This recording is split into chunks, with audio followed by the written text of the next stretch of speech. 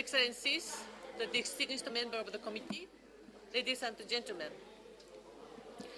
I call to order the 1415th meeting of the Committee on the Elimination of Discrimination against Women. The committee will proceed with agenda item 4. Today, the committee will consider the 7th periodic report of Turkey. I would like to warmly welcome the delegation, which is headed by Madame Gürsel Ustagol, the General Director on the Status of Women, Ministry of Family and Social Politics, who will introduce the report. I would like to remind the delegation that the introductory statement should not exceed 30 minutes. Madame, you have the floor, and you may wish to introduce the other members of the delegation. Microphone. Yes, it's okay.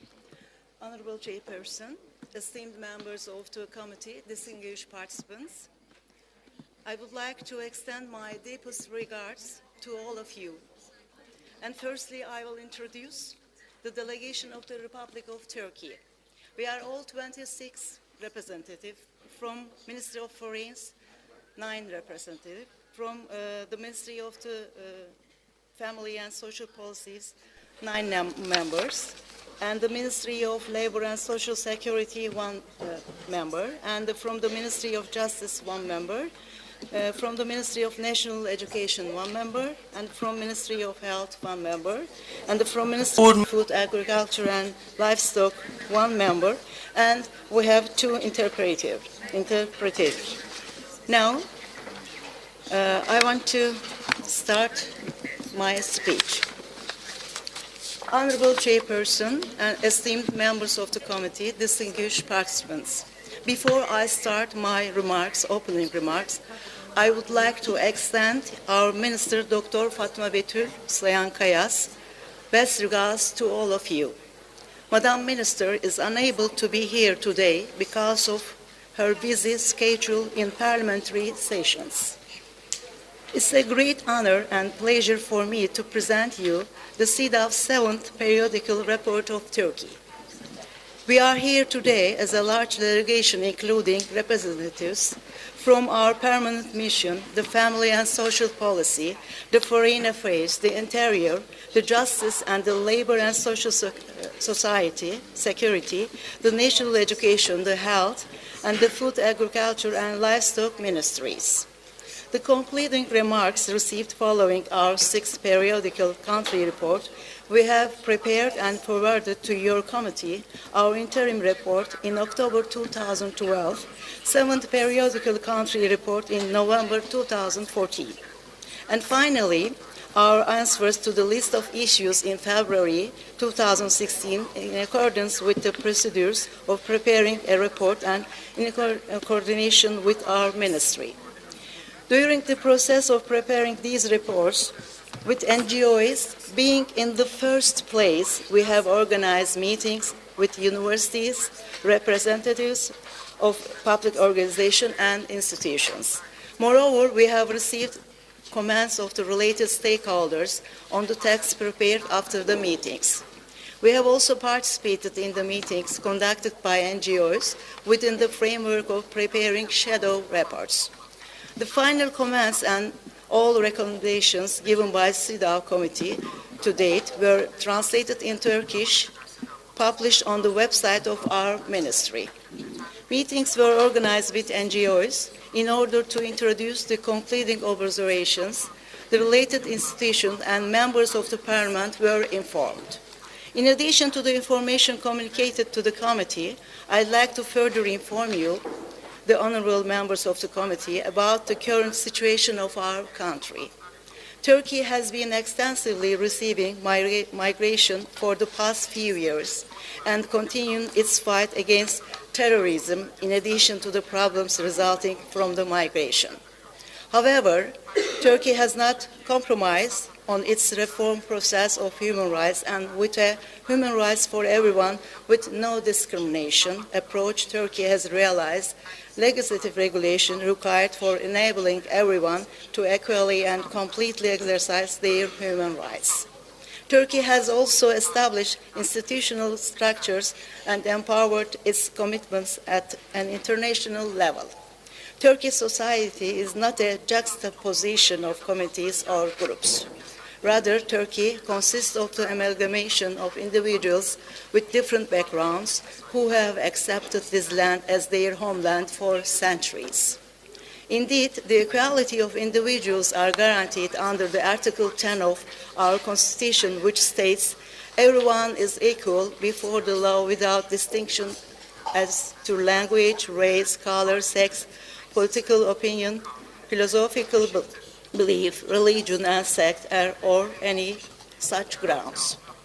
This understanding of equality was further strengthened through the constitutional amendment in 2010 in order to allow for temporary special measure policy to prevent discrimination against women, children, disabled, and old people. Again, in 2010, the right to individually appeal to the Constitutional Court was granted to apply constitutional provisions. The Constitutional Court has been receiving individual appeals ever since September 22, 2012. The Court has realized outstanding judicial opinions in the field of human rights. For example, the verdicts which stated that women could not give their own surname to their children in their custody after divorce were reversed by the Constitutional Court within the framework of provision of discrimination. Again, the Court has delivered verdicts which enabled women to solely use their maiden name after they get married.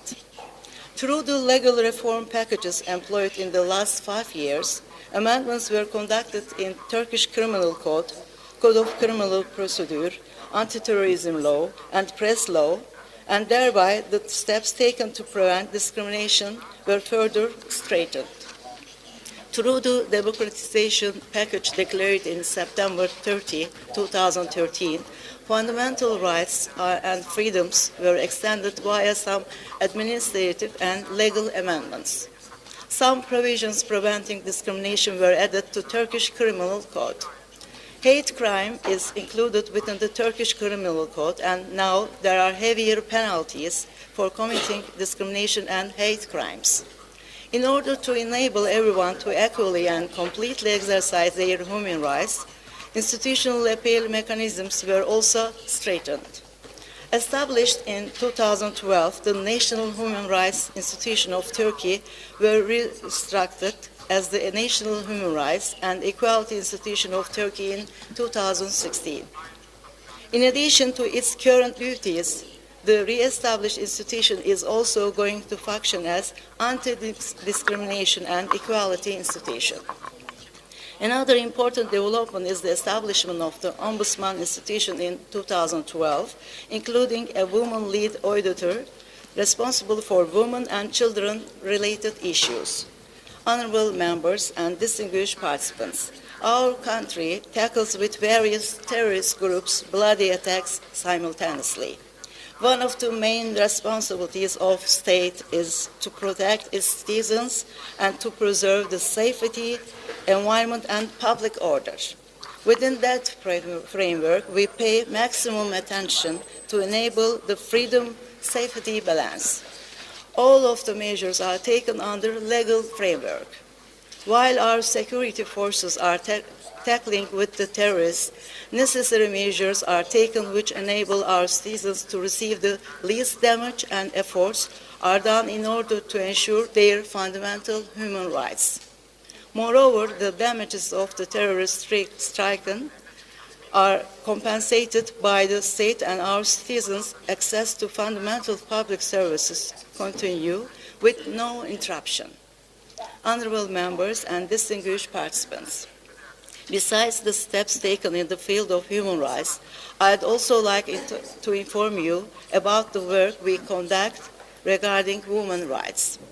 Primarily, as recommended in the final comments of our 6th periodical country report, I'd like to state that we have actively participated in the monitoring process of Beijing 20.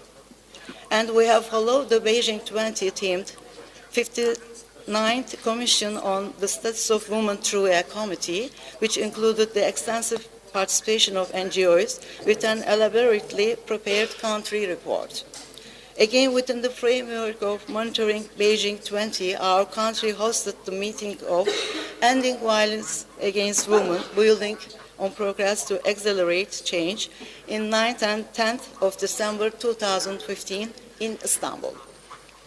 In addition, in the process of the recognition of UN Sustainable Development Goals, Turkey has been one of the countries that supported gender equality as a standalone goal. I can proudly say that Turkey has the legal grounds required to obtain sustainable development goals and takes necessary administrative measures to achieve these goals. Honorable members and distinguished participants, similar to our previous reporting period, our 7th reporting period has experienced the sustainability of the political determination required to implement laws in order to prevent discrimination against women. We have been working towards renewing the laws and taking steps to raise awareness and to have strong institutions for implementing the laws.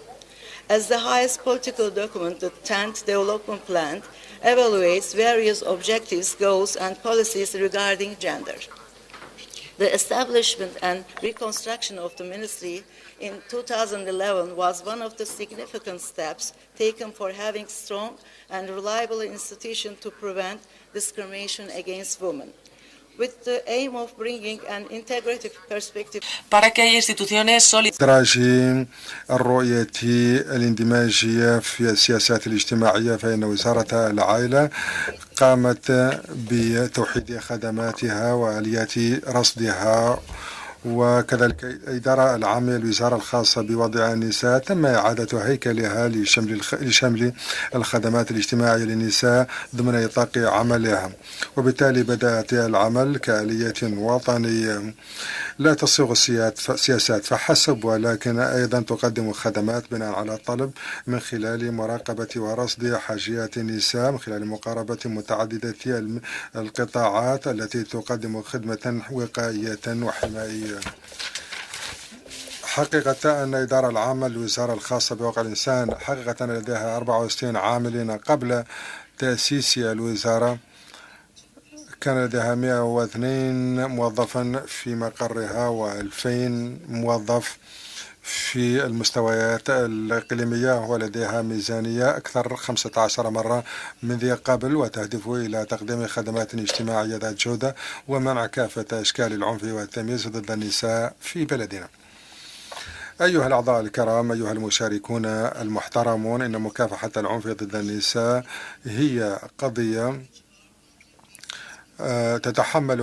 تتحمل مسؤوليتها بلدنا وتكافح ضدها خلال مبدأ عدم السماح بها، ونتلقى الدعم من كافة الأطراف. وباعتبار التزاماتنا الدولية فإن بلدنا تكافح العنف ضد النساء وتتخذ أي إجراءات إدارية وقانونية ضرورية